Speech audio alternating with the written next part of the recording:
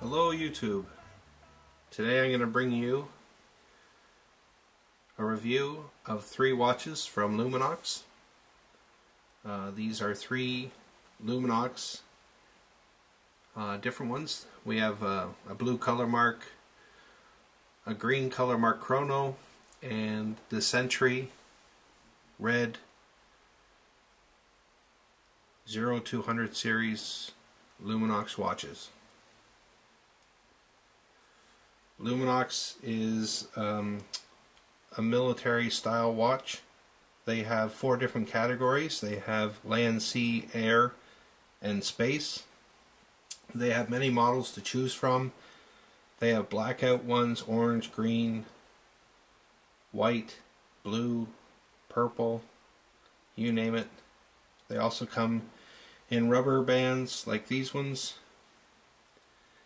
And they also come with steel bracelets as well, stainless steel, titanium. They range anywhere from $135 to $1,200 depending on which model you get. Mostly, if not all, have the gas borosilicate tubes inside, which they get the name Luminox. It's illuminated. This one here, the color mark blue, has the gas tube in the second hand, which these 2 models don't. And that's a bit of a problem for me, because if you're on sentry or at night and you have to count seconds, how are you going to do that without being able to see your watch? You think this one here, being an Army watch, this is Army, these 2 are in the Navy series. This one here, you think being an Army watch, it would have illuminated second hand to be able to differentiate your seconds. So that is kind of a miss for Luminox. I think they should fix that. This is one of the lower end watches. Maybe they're just doing that to save on cost. I don't know how much extra it would have been just to throw a gas tube on that second hand, but you also noticed 12 o'clock, 2, 4, 6, 8, and 10 do not have the gas tubes. They're just phosphorus paint as well as the dot on the bezel. These 2 on this bezel have gas tubes. I've heard from people online that the gas tubes on their watches had fallen out. They're glued in there. I haven't had a problem with mine, but that is a problem that some people are reporting. I don't know if that was in the first run of watches or in the earlier stages of production, but I've yet to see anything of the sort happen. I do demolition for a living, and I wear these watches to work, and I can say I beat them up quite regularly. They go with me everywhere I go, in burnt out buildings, crumbling buildings. I torch with them, I grind with them. With that being said, I've noticed when I've done torching and grinding that the face on the crystal tends to melt. It's a mineral crystal. It's not a sapphire crystal. It's a little on the softer side, and I've noticed some pitting and burning when sparks hit the face of the watch. With that being said, to replace a crystal is only $25. I've had it done in the past, and it takes about a week to get your watch back, and I've had no problems in doing that. So kudos to Luminox for fast customer service and getting it done and back to me, so I didn't have to go without a watch.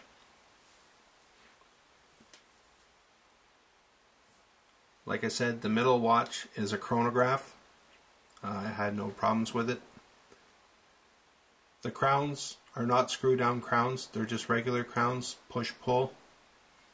I haven't had any problems with them. The dates are at 3, 4, and between 4 and 5 over here.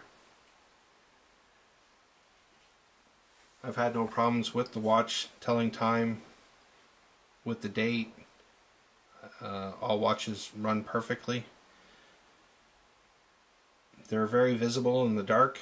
Like I said, Luminox prides themselves on being able to see their watches in any light source. Have it be from early morning till midnight.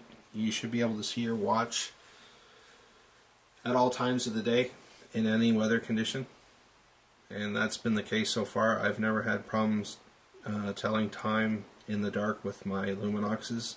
Quite happy with that. And with me working in bombed out buildings and you know, no power on in these vacant buildings, it's very good to have a watch that you can rely on and tell the time. The straps are rubber straps. Haven't had any issues with breaking, cracking. They do up well. There's a double clasp catch system on it. The buckles are very robust. All good there. The crown, or the watch side to side is 44 millimeters. So it's not a huge watch by all means, but it's noticeable on the wrist. I get a lot of compliments on these watches. A lot of people ask me where I got them, and they've yet to let me down, knock on wood. But I've heard some guys saying, you know, they've had a little bit of problems with the gas tubes falling out. Some reports of the second hand falling off, but I've never had problems with that. The gas tube issues that I've heard mostly were the numbers and the second hand, but I think that's been corrected. I think those were earlier productions. They were having problems with those. Looks like this watch is off because it is. The battery ran out 2 weeks ago. The chronograph's running. I just had the chronograph turn off, just the second hand's turning, and the red one, the Century, is running. So I've had the two on the left, the green and blue, I've had for 2.5 years, and that battery just ran out now. So all in all, it's quite good. And with the chronograph, it's quite good as well, the duration of the battery. The red one I've had for 1.5 years. It was a gift from my wife, and I've had no problems with it as well. A lot of people have problems with the numbers wearing off on bezels. It's not the case with these ones. The numbers are inset. You can see their the indentations where they've put the paint, and I've yet to had any issues with the paint rubbing off. The bezels only move unilateral direction, so one way. That's for divers or when they're setting their air to the minute hand.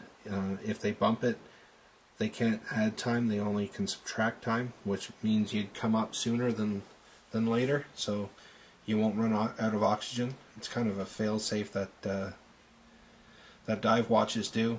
A lot of people don't know that, but that's why the bezel only works one way. So you're definitely not going to run out of air on your tanks if you're using your watch to gauge your air by. The two Navy series go down to 200 meters. They're Swiss made and Swiss quartz. The Rangeman only goes down to 100 meters, but you know, I don't see anybody going down 200 meters. Like you'd have to be quite a superstar to go down to 200 meters. Not too many people go down that far.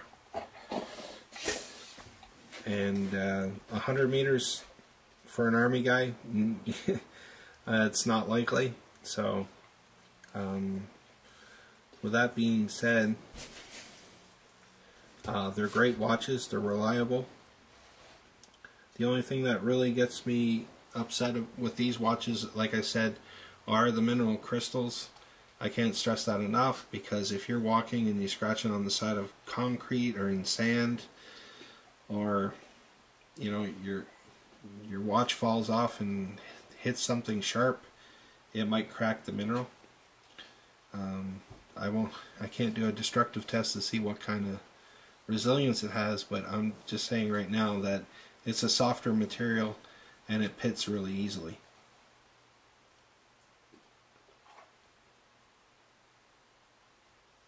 If you have any questions or comments, just leave them down below.